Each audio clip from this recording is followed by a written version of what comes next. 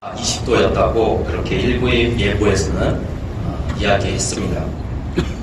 우리가 체감 기온이라고 하죠. 이 체감 기온은 그 사전적 의미가 덥거나 춥다고 느끼는 체감의 정도를 나타내는 온도라고 정의 내리고 있습니다. 그러면서 그 체감 온도를 다른 말로 느낌 온도라고 한다라고 그렇게 사전적 의미가 있습니다. 그래서 추울 때는 우리가 체감 온도, 더울 때는 또 날씨가 지속적으로 나타날 때는 불쾌지수를 또 일기예보에서는 그렇게 알려줍니다. 우리에게 이러한 느낌 온도, 체감 온도라든지 체감 기온이라든지 불쾌지수 이런 것을 알려주는 이유가 뭐가 있겠습니까? 그 이유는 그만큼 우리가 그 춥고 더운 날씨에 우리의 마음이 그 온도에 따라서 변화되고 그것을 통해서 또 사람과 관계가 불편할 수 있기 때문에 조심해야 된다는 것을 또 알려주는 부분이라 생각이 듭니다. 그래서 이 기상청에서는 객관적인 그런 날씨 온도뿐만 아니라 체감 온도도 함께 산정하여서 일기예보 시간에 알려줍니다. 이러한 온도 변화율은 다시 말하면 그 체감 온도가 그렇게 달라지는 것은 차의, 다시 말하면 옷을 입은 정도에 따라서 그리고 거주 상태, 심리 상태에 의해서도 계속 변동된다고 합니다. 그래서 일기예보에서 예를 들어서 영하 20도라고 하면 그 느끼는 기온이 영하 20도보다 더 춥게 느끼는 사람들이 있다는 겁니다. 옷을 좀 얇게 입었다라든지 또는 거주하는 집이 이런 통바람이 많이 들어온 그러한 상황이 있으면 그 체감 온도보다 더 느낄 수 있다는 것이죠. 그래서 이 체감 온도를 느낌 온도라고 그렇게 이야기하는 것 같습니다. 체감 온도, 예보된 그런 체감 온도보다 더 춥거나 덥게 느껴지는 이유는 각자의 상황이 처해져 있는 그 모든 상황들이 다르기 때문에 그러합니다. 그래서 자신이 처해 있는 상황에 따라서 느껴지는 온도 차이가 각각 다르기 때문에 사실은 체감 온도를 느끼는 것도 각각 다를 수 있다라고 그렇게 말할 수도 있을 것 같습니다. 날씨를 이야기하면서 이러한 느낌 온도도 함께 이야기하는 것, 우리가 마음의 준비를 단단히 해야 한다는 것이죠. 많이 추우니까 평상시보다는 다르게 더 따뜻하게 옷을 입어야 된다라고 우리가 마음의 결심을 하게 되죠. 또 날씨가 더우면은 평상시보다 내가 더 짜증낼 수도 있겠다. 또는 만나는 사람들이 더 짜증낼 수 있겠다. 거기에 우리가 마음의 준비를 해야 되겠다. 이러한 생각을 하게 해줍니다. 우리가 살아가면서 그렇기 때문에 이런 체감 온도를 통해서 추운 날은 우리보다 좀 어려운 이웃들을 한번 돌아볼 수 있는 또 마음의 여유도 갖는 것도 중요하고요. 또 날씨가 더울 때는 서로서로 배려해주는 마음을 더 갖는 것, 이것이 참으로 중요할 것입니다. 왜냐하면 우리가 살아가는 이 세상은 나 혼자서는 살 수 없기 때문에 그러합니다. 사람과 사람이 만나는 존재, 이것이 바로 인간이죠. 여러분 잘 아시다시피 인간이라는 그 한자를 보면은 사람과 사람 사이에 있는 존재가 바로 인간이라는 것이죠. 그렇기 때문에 우리 사람은 혼자 살 수가 없고 서로서로 돌보고 서로서로 관계를 맺으면서 살아가야 되는 존재가 바로 우리 사람이라는 것입니다.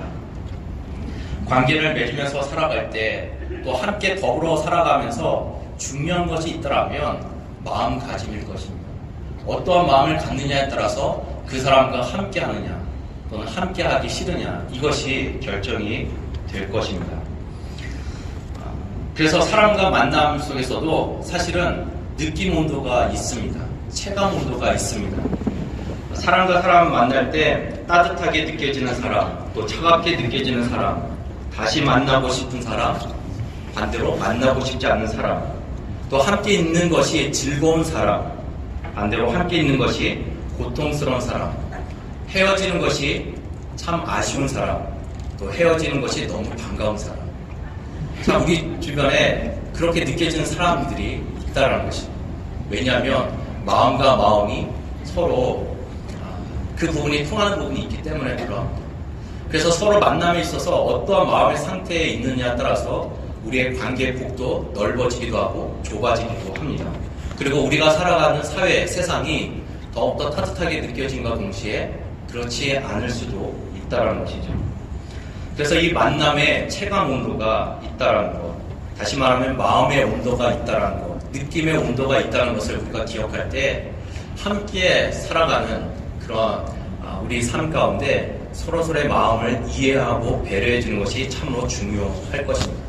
그 마음이 그렇지 못하면 함께 하는 것이 어렵습니다.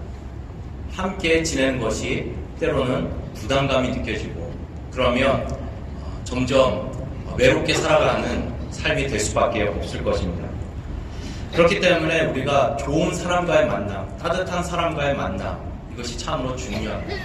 만남의 축복이 그래서 우리에게 너무나도 중요한 것이죠. 우리 자신이 누군가에게도 좋은 만남이 되어야 되고 또 다른 사람과의 만남도 좋은 만남이 되어야 합니다. 우리가 살아가면서 가장 축복의 만남이 있다면 그것은 무엇이 있겠습니까? 그것은 바로 하나님께서 우리와 함께하여 주시는 것입니다. 예수를 믿고 하나님과 함께하는 것, 그것이 가장 큰 축복의 만남인 줄로 믿습니다. 오늘 우리가 읽은 본문 말씀을 보면은 예수님의 또 다른 이름, 또 다른 별칭이 나와 있는데 그것은 바로 임마누엘입니다. 임마누엘, 무슨 뜻이라고 성경은 기록하고 있습니까? 하나님이 우리와 함께 계시다라는 뜻이 바로 임마누엘입니다. 하나님이 우리와 함께 계시다, 이것을 어떻게 우리가 잘 느낄 수가 있을까요? 겨울이 다 되어야 솔이 푸른 줄을 안다 라는 우리말 속담이 있습니다. 겨울이 되어서야 소나무의 그 푸르름을 알 수가 있다는 것이죠. 싱그러운 연한 연두빛을 내는 봄에 소나무의 그 푸르름은 잘 눈에 띄지 않을 수 있습니다. 여름은 어떻습니까? 그 녹음이 짙은 여름에는 주변의 모든 나무들이 다 푸르름을 띠기 때문에 소나무의 그 녹색 녹음도 눈에 잘 들어오지 않습니다. 가을은 어떻습니까? 알록달록한 그런 형형색색의 단풍들 사이에 소나무의 그 푸른색은 어쩌면 눈에 잘 띄지 않습니다. 화려한 색깔에 붙여서 소나무의 그 푸르름은 우리 눈에 잘 들어오지 않을 때가 있다는 것이죠. 그런데 소나무의 존재가 가장 크게 드러나는 계절이 있다면 바로 겨울입니다. 모든 가지의 잎사귀가 다 떨어지고 앙상한 가지만 남아있을 때 가장 눈에 들어오는 것이 바로 소나무의 푸르름입니다. 그래서 우리말 속담에 겨울이 다 되어야 솔이 푸른 줄을 안다 라는 말이 있습니다. 모든 것이 다 떨어지고 앙상한 가지만 남아있는 겨울철에 소나무가 푸르다는 것을 안다는 것, 더 도드라지게 보인다는 것, 참 우리에게 주는 의미가 있습니다. 겨울철에 소나무의 존재감이 드러난다는 것은 그때만 푸르름이 아니라는 것이죠. 항상 사계절 푸른 나무, 이것이 바로 소나무죠. 그런데 우리는 그 존재감을 잘 모르다가 겨울철에 돼서야 그 존재감이 드러나게 되는 것이죠. 이 뜻은 푸른 것이 다 없어진 겨울에야 솔이 푸른 줄 안다는 뜻으로 위급하거나 어려운 고비를 당해 보아야 비로소 그 사람의 진가를 알 수 있음을 비유적으로 이루는 말이 바로 이런 속담의 뜻입니다. 그래서 우리도 고통 가운데 있을 때 그때 나와 함께한 사람, 그 옆 사람이 소중함을 알게 되는 거죠.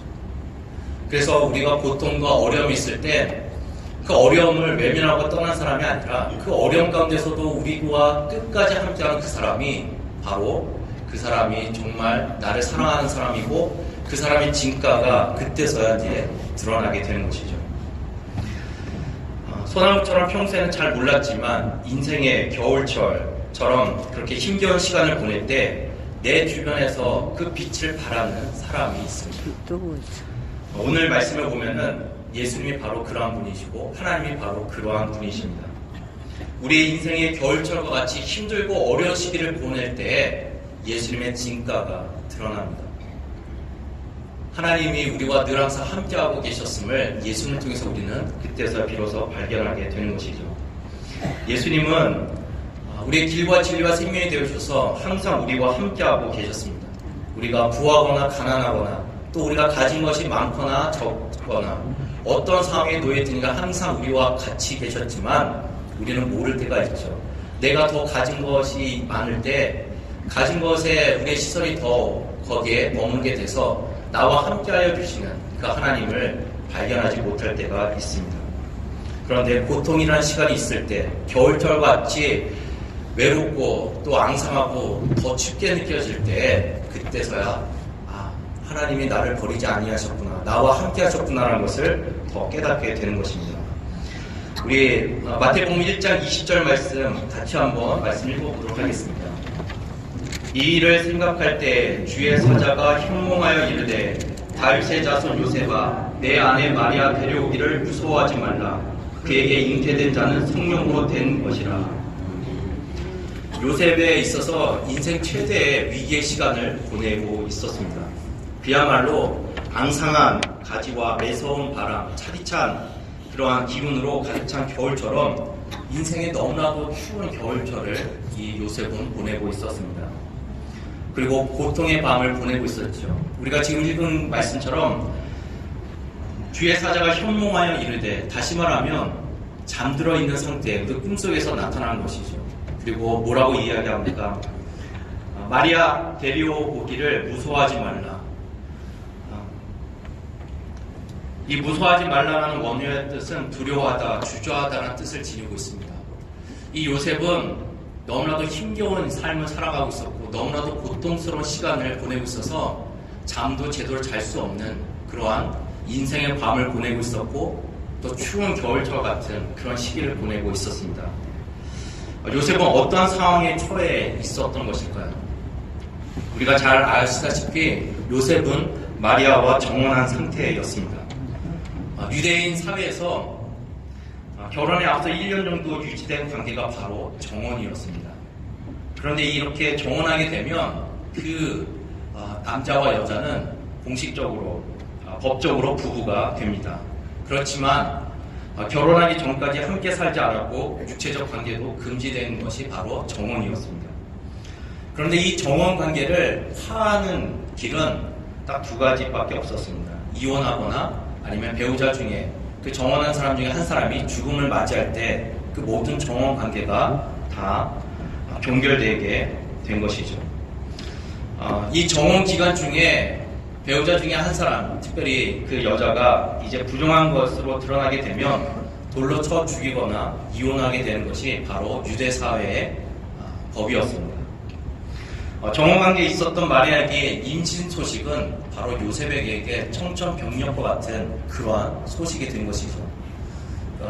이혼을 하거나 아니면은 그것을 동네 사람들에게 다 알려서 돌로 쳐서 죽여야 되는 그러한 결정을 해야 되는 시기였던 것입니다.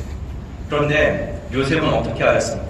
그렇게 고민하다가 이 요셉은 마리아를 사랑하였고 그리고 배려하는 마음에 가만히 끊고자 하였습니다. 19절 말씀에 가만히 끊고자 하여, 가만히 끊고자 하였다라는 이 뜻은 이제 비공개적으로 이혼 절차를 밟으려고 했다라는 뜻입니다. 그만큼 요셉은 너무나도 힘겨운 시간을 보내고 있었던 것이죠. 얼마나 힘들었겠습니까? 하루하루가 이것을 어떻게 해야 될까 고민하고 그리고 잠도 제대로 이루지 못하는 그러한 고통의 시간을 보내고 있었습니다. 그럴 때 하나님께서는 천사를 통해서 그에게 나타내 주시면서 한 번에 그 모든 고민을 다 씻겨주는 소망의 메시지, 하나님의 놀라우신 계획을 바로 이 요셉은 듣게 됩니다. 그래서 우리가 당하는 모든 고통은 그 고통 가운데 계신 하나님을 만나게 되는 그 진가가, 하나님의 진가가 드러나게 됩니다. 우리 곁에 항상 계셨던 분이심을 우리는 그 고통의 시간을 보낼 때 깨닫게 되는 것이죠. 오늘 담임 목사님 말씀해 주셨던 것처럼 그 예화 속에 있는 것처럼 하나님은 고통 가운데 있는 우리들을 안아주셨습니다. 그리고 업어주셔서 우리와 늘 항상 함께하여 주셨습니다. 그래서 고통 가운데 우리와 함께하여 주신 하나님이심을 더 우리가 깊게 경험하게 되는 것이죠. 어려운 순간에도 하나님은 늘 항상 함께하고 계셨고 우리를 인도하여 주셨습니다. 그래서 임마누엘의 가장 큰 축복은 하나님께서 우리와 늘 항상 함께하여 주시는데 고통 가운데서도 인생의 겨울철 같은 그러한 어려운 가운데서도 우리를 외면하지 않고 함께하여 주신다는 겁니다. 이것을 깨닫고 살아가는 것이 진정으로 축복의 삶인 줄로 믿습니다. 임마누엘의 축복 중에 또 하나 축복이 있습니다. 임마누엘 무슨 뜻이라고 했죠? 하나님이 우리와 함께 계시다라는 뜻이죠. 하나님이 우리와 함께 계시다. 누구를 통해서 하나님께서 우리와 함께하고 계신다는 것을 나타내 보여주시겠다고 약속해 주셨습니다. 바로 예수 그리스도를 통해서. 예수님의 또 다른 이름, 별칭과 같은 이름, 임마누엘. 그 임마누엘의 뜻이 하나님이 우리와 함께 계시다는 것입니다. 다시 말하면 보이지 않는 하나님이 이제 보이는 하나님으로 우리와 함께 계시겠다는 뜻이죠. 그리고 또 이 말에는 예수님이 이제 어떠한 역할을 감당하셔야 되는지 그 이름 속에 있는 겁니다. 예수님의 역할은 예수님을 통해서 우리가 하나님과 함께하고 계시는 것을 경험할 수 있도록 해주신 분이 바로 예수님이시는 겁니다. 그래서 우리가 예수님을 믿을 때 그 믿음을 통해서 하나님이 우리와 함께 계신다는 것을 느끼고 경험하게 되는 겁니다. 하나님을 경험할 수 있는 유일한 방법은 예수님을 통해서만이 우리는 하나님께서 우리와 함께하고 계심을 경험하게 됩니다. 예수님을 통해서 바로 이것을 경험하고 살아가는 것이 이것이 진정한 우리 삶의 축복인 줄로 믿습니다. 이사야 7장 14절 말씀에 그러므로 주께서 친히 징조를 너에게 주실 것이라 보라 처녀가 잉태하여 아들을 낳을 것이요 그의 이름을 임마누엘이라 하리라. 이사야의 이 말씀의 정황은 주전 735년 아람 왕과 이스라엘 왕이 유다 왕 아하스를 대적하여 이제 연합 공격을 펼치려고 하는 그런 상황에 놓이게 됩니다. 그럴 때 하나님께서 이사야를 통해서 유다 왕이었던 아하스에게 바로 이 말씀을 주신 것입니다. 한 아이가 나타나서 그를 통해서 이제 구원해 주겠다라는 그러한 약속의 말씀이죠. 그래서 이사야 7장 14절 말씀 이후부터 이제 임마누엘이라는 이 단어가 8장 8절과 8장 10절 계속해서 나타나고 있습니다. 그 이사야에 나타난 어린아이는 단순한 어린아이가 아닙니다. 바로 구속사적 중요한 임무를 띠고 있는 그러한 메시아적 인물로 드러납니다. 그래서 이사야 말씀은 우리에게 메시아 출생에 대한 예언으로 이해되는 말씀이 되기도 합니다. 이것을 마태복음에서는 말씀하고 있는 거죠. 우리에게 한 아이가 나타나는데 바로 그 임마누엘, 하나님이 우리와 함께하여 주시는 그런 메시아가 나타나는데 그 메시아가 바로 예수님이심을 마태복음 우리에게 말씀해 주고 계십니다. 그래서 이 이름의 뜻대로 예수님은 그 공생의 기간 동안에 이 역할을 통하여서 하나님께서 우리와 함께하여 주셨다는 것을 또한 그것이 성취되었다는 것을 예수님을 통해서 우리는 그것을 믿게 되고 경험하게 되는 것이죠. 그래서 이사야를 통해서 약속해 주신 말씀, 임마누엘, 우리를 구원하여 주실 메시아를 보내주시겠다는 하나님의 약속이 성취된 말씀이 바로 예수님을 통해서 이루어지게 되는 겁니다. 그래서 이 예수님을 통해서 우리는 하나님은 신실하신 하나님, 약속을 이루어 나가시는 하나님, 그리고 우리와 함께하여 주시는 그 하나님이심을 믿게 됩니다. 이것이 하나님의 큰 사랑이고 또 하나님의 은혜임을 우리는 예수님을 통해서 발견하는 게 되는 것이죠. 그래서 하나님은 그 약속을 스스로 파기하지 않으시고 그 약속을 기억하시고 끝까지 신실하게 이루어 주시는 하나님이심을 믿을 때 예수님을 믿을 때 우리에게 참된 소망이 있는 것입니다. 예수님을 믿는 자들은 바로 영원하신 하나님의 약속이 이루어지는 그런 축복을 누리면서 살아가게 되는 것이죠. 그래서 우리가 이런 믿음으로 살아갈 때 하나님의 그 신실하심을 우리는 매 순간순간마다 삶을 통해서 경험하게 됩니다. 사실 우리 기독교인들에 있어서 구약성경, 신약성경이라는 이 말이 우리의 믿음의 고백이 다 담겨져 있는 것입니다. 구약성경, 바로 옛 약속이라는 것이죠. 신약성경, 성취된 약속의 말씀이라는 뜻입니다. 옛 약속이 누구를 통해서 성취가 되었습니까? 바로 예수 그리스도입니다. 예수님이 바로 그것이 기준과 그리고 그것이 바로 예수님의 중심이 되는 겁니다. 예수님을 중심으로 구약 성경이 되는 거고 예수님을 중심으로 통해서 성취된 신약의 말씀이 되는 겁니다. 하나님은 예수님을 통해서 우리에게 하나님께서 하신 그 약속의 말씀을 신실하게 이루어 주시는 하나님, 소망의 하나님, 또 보이지 않는 하나님께서 보이신 하나님으로 우리에게 다가오신 하나님이심을 우리는 예수님을 통해서 경험하게 되는 것입니다. 그래서 예수님을 통해서 우리는 소망을 품게 되고 예수님을 통해서 우리는 늘 항상 하나님께서 우리와 함께하고 계심을 믿게 되고 또 그렇게 경험하게 되는 것이죠. 요한복음 1장 14절 말씀에 말씀이 육신이 되어 우리 가운데 거하심에 우리가 그의 영광을 보니 아버지의 독생자의 영광이요 은혜와 진리가 충만하더라. 하나님의 약속의 말씀이 바로 인간의 몸을 입고 오신 예수님을 통해서 이루어짐으로 인해서 하나님의 영광을 우리도 함께 경험하게 되고 바라보게 되고 하나님의 은혜 가운데 살아가게 됩니다. 이것이 바로 임마누엘의 축복이 됩니다. 예수님을 믿는 자들에게 바로 신실하게 그 약속을 이행하시고 성취하시고 우리와 함께하여 주시는 그 하나님을 경험하는 축복의 삶이 되는 줄로 믿습니다. 임마누엘의 축복, 또 하나의 축복이 있다면 그것은 바로 우리에게 생명을 주시는 하나님을 만나는 것입니다. 임마누엘 무슨 뜻이라고 했죠? 하나님이 우리와 함께 계시다는 뜻입니다. 어떻게 하나님께서 우리와 함께 하실 수 있겠습니까? 하나님께서는 그 방법을 우리에게 알려주셨습니다. 그 방법은 바로 독생자를 보내주셨고 그 독생자를 믿는 자만이 하나님께서 함께 해주시겠다라고 약속해 주셨습니다. 하나님께서 예수를 통해서 어떻게 우리와 함께 해주시겠습니까? 우리 말씀 21절 말씀, 마태복음 1장 21절 말씀을 같이 말씀 읽도록 하겠습니다. 아들을 낳으리니 이름을 예수라 하라. 이는 그가 자기 백성을 그들의 죄에서 구원할 자이심이라 하니라. 아멘. 아들을 낳을 텐데 그 이름은 예수라고 그렇게 하라고 하나님께서 말씀하셨고, 예수님의 그 역할은 바로 자기 백성은 그들의 죄에서 구원할 자이다라고 말씀해 주고 있습니다. 예수님이 이 땅에 오신 것은 바로 하나님이 우리와 함께 하실 수 있도록 하시기 위해서 이 땅에 오셨습니다. 우리 오늘 배민정 원사님 대표 기도하시면서 마지막에 이렇게 기도하셨습니다. 사망에서 영원한 생명으로 옮겨주신 예수님의 이름으로 기도합니다.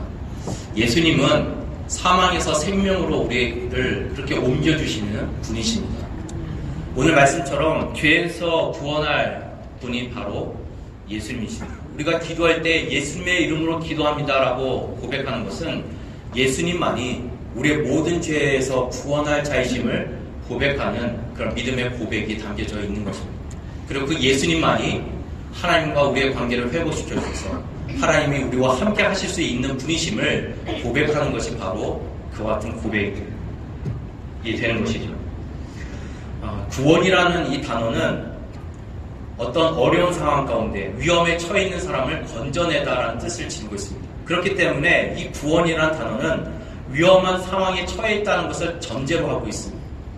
우리가 구원을 받았다는 것은 우리가 생명의 위협을 느끼는 상황 가운데 놓여져 있었고 굉장히 위험한 상황 가운데 있었다는 겁니다. 그 상황 가운데서 건져내어 주신 분이 바로 예수님이시라는 뜻이 되는 것입니다. 성경은 말씀하고 있습니다. 로마서 3장 10절 말씀에 의인은 없나니 하나도 없다라고 했고, 로마서 3장 23절 말씀에 모든 사람이 죄를 범하였으며 하나님의 영광에 이르지 못하더니라고 말씀하고 있습니다. 하나님 앞에 선 우리들은 죄인으로서 그리고 하나님 앞에 온전히 바로 설 수 없는 존재입니다. 그리고 그 죄값은 로마서 6장 23절 죄의 삭은 사망이요. 죄인된 우리들이 하나님 앞에 섰을 때는 사망밖에 없음을 성경은 우리에게 말씀하고 있습니다.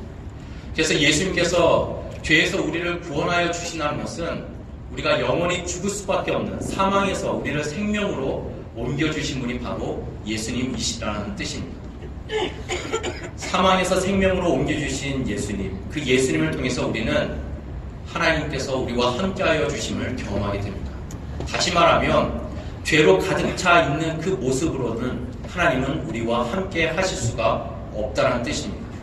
예수님을 통해서 그 모든 죄에서 구원함을 얻어야지만이 하나님께서 우리와 함께 하신다라는 뜻입니다.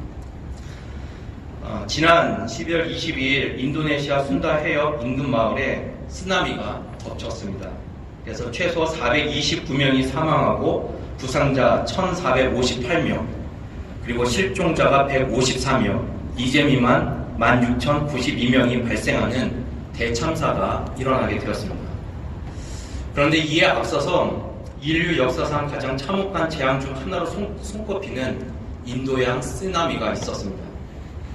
2014년 12월 26일 인도네시아 스마트라 섬 아체주 앞바다 해저에서 일어난 리히터 규모 9.3의 강진이 발생하였습니다. 그래서 9.3의 강진이 발생함으로 인해서 그것을 통해서 쓰나미가 일어나게 되었는데, 강력한 지진의 여파로 발생한 쓰나미는 이제 인도네시아, 태국, 미얀마, 스리랑카, 말레이시아, 인도, 예멘, 케냐, 소말리아 등 아시아와 아프리카 이 두 대륙을 덮쳤습니다. 그리고 그 두 대륙에 있었던 나라 중에 14개 나라가 바로 이 인도양 쓰나미를 통해서 큰 피해를 입게 되었습니다. 그래서 유엔 아시아 태평양 경제사회 이사회에서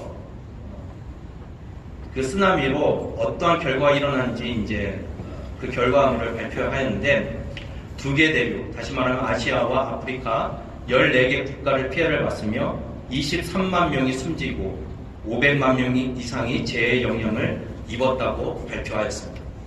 이렇게 많은 사람이 목숨을 잃을 수밖에 없는 상황은 바로 크리스마스를 맞이해서 많은 사람들이 동남아시아 해변으로 휴가를 보내고 있었던 아시아, 유럽, 미국 등 외국 관광객들의 피해도 굉장히 피해를 많이 입게 되었습니다. 그래서 피해와 희생자가 이처럼 많이 늘어나게 되었습니다.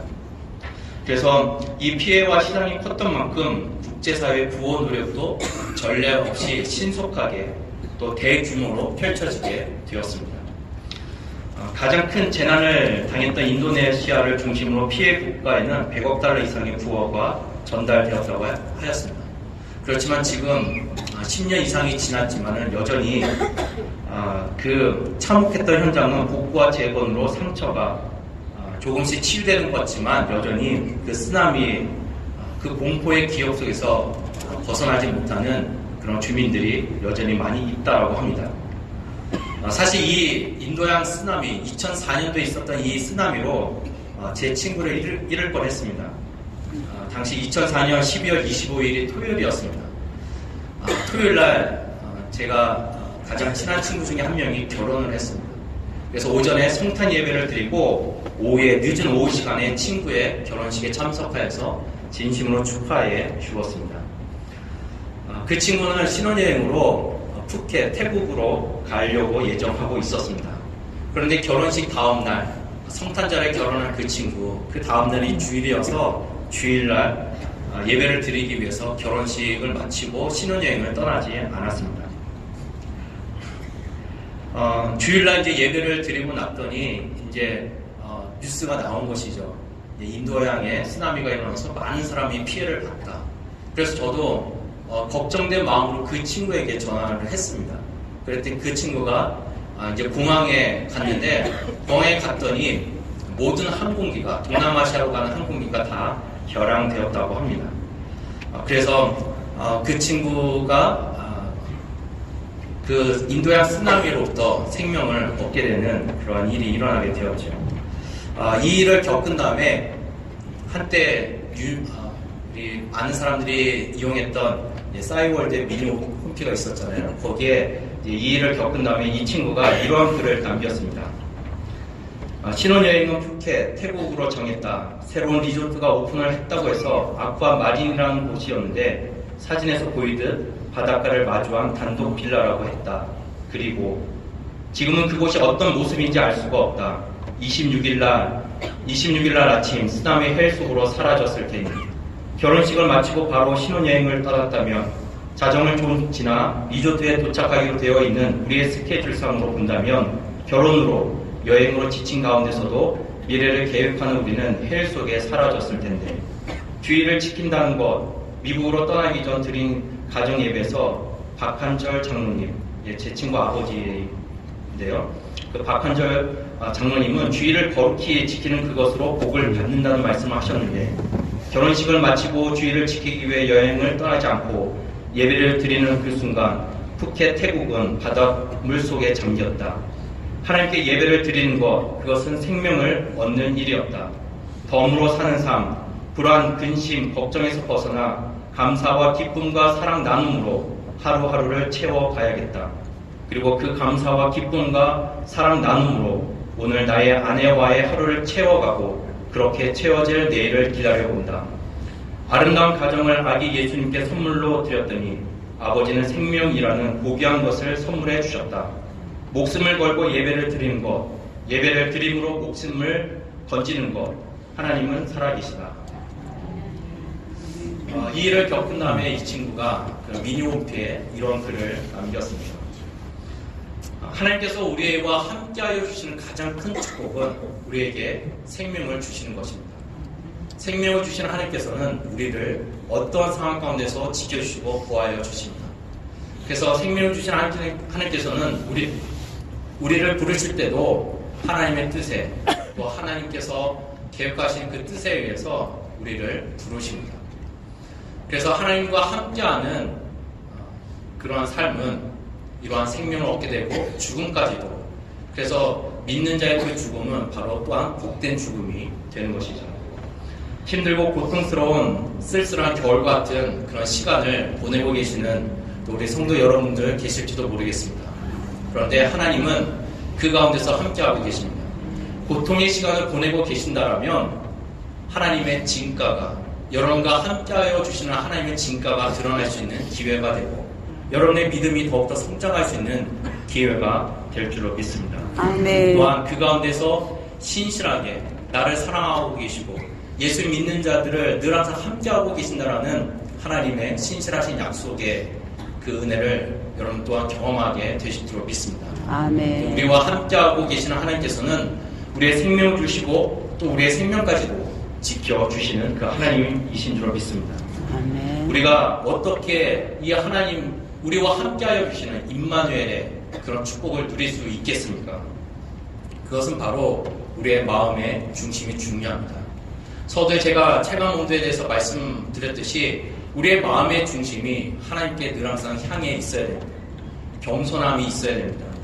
자신의 무지함을 인정해야 됩니다. 우리의 연약함을 인정해야 됩니다. 겸손하게 나의 나된 것은 하나님의 은혜임을 드러내고 그런 겸손한 믿음으로 하나님을 바라보고 나가야 될 줄로 믿습니다. 아멘. 교만하지 않고 겸손한 믿음으로 나아갈 때 하나님께서는 그 사람과 함께하여 주십니다. 아멘. 이것이 바로 임마누엘의 축복입니다. 우리의 생명과 우리의 삶과 우리의 모든 삶의 근원이 되어주시는 하나님께 집중하시기 바랍니다. 2018년도 함께하여 주신 하나님, 또 이제 2019년도를 맞이하는 우리의 마음 자세가 내가 어떤 상황에 놓여있든 간에 힘들고 어려운 가운데서도 내가 하나님께 향한 나의 시선이 흔들리지 않겠노라고 그렇게 결단하면서 나갈 수 있는 우리 모두가 될 수 있기를 소망합니다. 아멘. 우리가 살아가면서 우리에게 큰 영향을 끼치는 사람들은 우리를 붙들고 많은 말을 하는 사람들이 아닙니다. 그저 믿음의 길을 꿋꿋이 걸어가는 사람, 그 사람이 바로 우리를 변화시키는 능력의 사람이 됩니다. 힘들고 어려운 가운데 있을 때 여러분의 믿음을 포기하지 마시고 우리와 함께하여 주시는 하나님이 계신다라는 그 믿음을 가지고 더욱더 주를 바라보면서 나아가시기 바랍니다.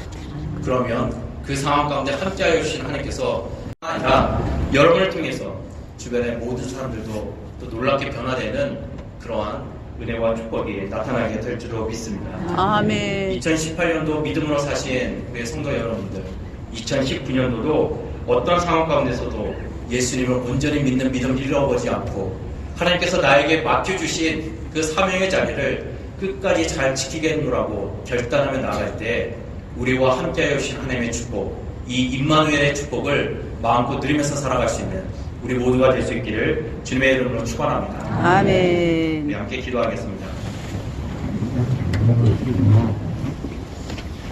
우리와 함께하여 주시는 하나님을 찬양합니다. 우리와 함께하여 주신 하나님께서 2018년도도 우리와 함께하여 주셔서 은혜를 베풀어 주셨음을 감사함으로 고백합니다. 아멘. 2018년도를 마무리 짓고 2019년도를 보내는 우리 모두에게 이러한 믿음을 더하여 주셔서 모든 것이 하나님의 은혜였음을 감사와 영광을 돌리게 하여 주시고 또 2019년도도 하나님께서 우리와 함께하여 주시는 믿음을 가지고 나갈 때 믿음 안에서 소망을 품고 기대하면서 나아갈 수 있는 믿음의 주의 백성들 되게 하여 주시옵소서. 아멘. 임마누엘의 축복과 임마누엘의 승리가 우리 삶 가운데 가득할 수 있도록 늘 항상 우리에게 믿음의 믿음을 더하여 주시옵소서. 아멘. 예수님의 이름으로 기도드립니다. 아멘.